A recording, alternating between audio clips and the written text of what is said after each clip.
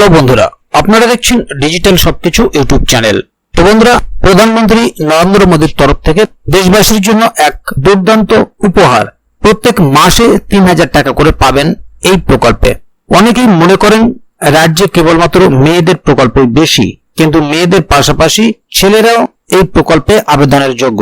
তো কারা কিভাবে এই প্রকল্পে আবেদন করবেন, কি কি ডকুমেন্টস লাগবে বা কি কি যোগ্যতা প্রয়োজন আছে এই প্রকল্পে আবেদন করার জন্য, তা নিয়ে বিস্তারিত আজকের ভিডিওতে আলোচনা করব এবং কিভাবে আপনি এই প্রকল্পের মাধ্যমে প্রত্যেক মাসে 3000 টাকা করে পাবেন সে বিষয়টিও আপনাদেরকে জানিয়ে দেব। সে কারণে ভিডিওটিকে কোথাও স্কিপ না করে প্রথম থেকে শেষ অবধি পুরো ভিডিওটি দেখবেন, যাতে করে কোনো জায়গায় বুঝতে আপনার কোনো প্রকারের অসুবিধা না হয়।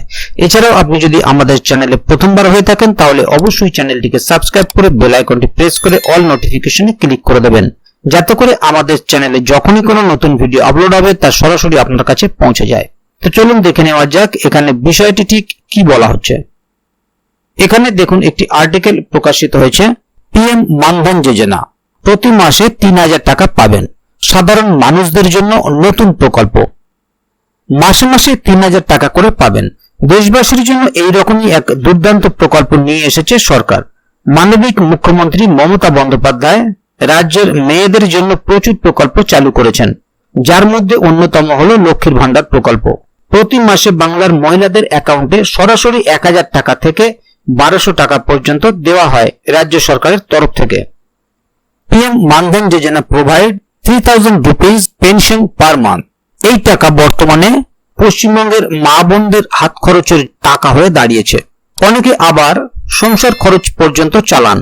আগে এই প্রকল্পের অধীনে রাজ্য সাধারণ শ্রেণী মহিলাদের 500 টাকা এবং তপশিলি জাতি ও উপজাতি মহিলাদের 1000 টাকা করে দেওয়া হতো, তবে সেই টাকা এখন বৃদ্ধি করা হয়েছে।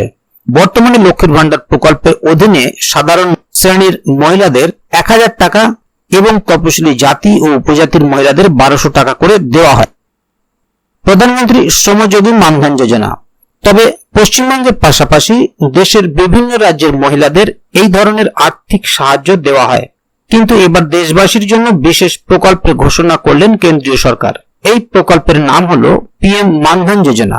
লক্ষ্মীর ভান্ডারের মতো সরকারি এই স্কিমের মাধ্যমেও আর্থিক সাহায্য প্রদান করা হবে। এই প্রকল্পের সুবিধা পেতে হলে দেশের কৃষকদের নাম নথিভুক্ত করার পাশাপাশি বিনিয়োগ করতে হয়। প্রধানমন্ত্রী কিষাণ মানধন যোজনা। পশ্চিমবঙ্গ সরকারের লক্ষ্মীর ভান্ডারে অবশ্য কোনো রকম বিনিয়োগ ছাড়াই মাসে মাসে টাকা পাওয়া যায়। মূলত 2019 সালে কেন্দ্রের তরফ থেকে পিএম মানধন যোজনা চালু করা হয়েছিল। আবেদনকারী ব্যক্তির 60 বছর বয়স হয়ে গেলে প্রত্যেক মাসে পেনশন হিসেবে একটা নির্দিষ্ট অঙ্কের টাকা পাওয়া যায়। তবে এই স্কিমে 18 থেকে 40 বছর বয়সী কৃষকরাই শুধুমাত্র নাম নথিভুক্ত করতে পারবেন। যদি 29 বছর বয়সী কোনো কৃষক এই প্রকল্পে নাম লেখাতে চান তাহলে তাকে প্রত্যেক মাসে 100 টাকা করে বিনিয়োগ করতে হবে। 60 বছর বয়সের পর থেকে মাসিক পেনশনের পাশাপাশি এই স্কিমে আরো নানান সুবিধা রয়েছে। বিনিয়োগকারীর মৃত্যু হলে তার স্ত্রীকে 50% পেনশন দেওয়া হয়। অর্থাৎ এই পিএম মানধন যোজনার মাধ্যমে দেশবাসী যথেষ্ট উপকৃত হতে চলেছেন বলা যায়।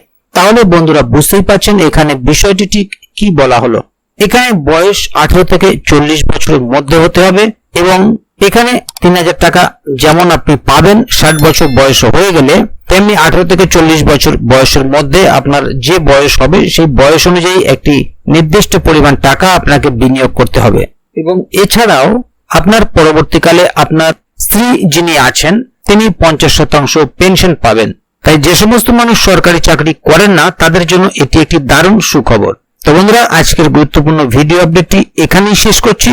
ভিডিওটি সম্বন্ধে আপনার মতামত এবং আপনি এই প্রকল্পে আবেদন করেছেন কিনা বা আপনি কোথা থেকে ভিডিওটি দেখছেন অবশ্যই কমেন্ট বক্সে লিখে জানাবেন।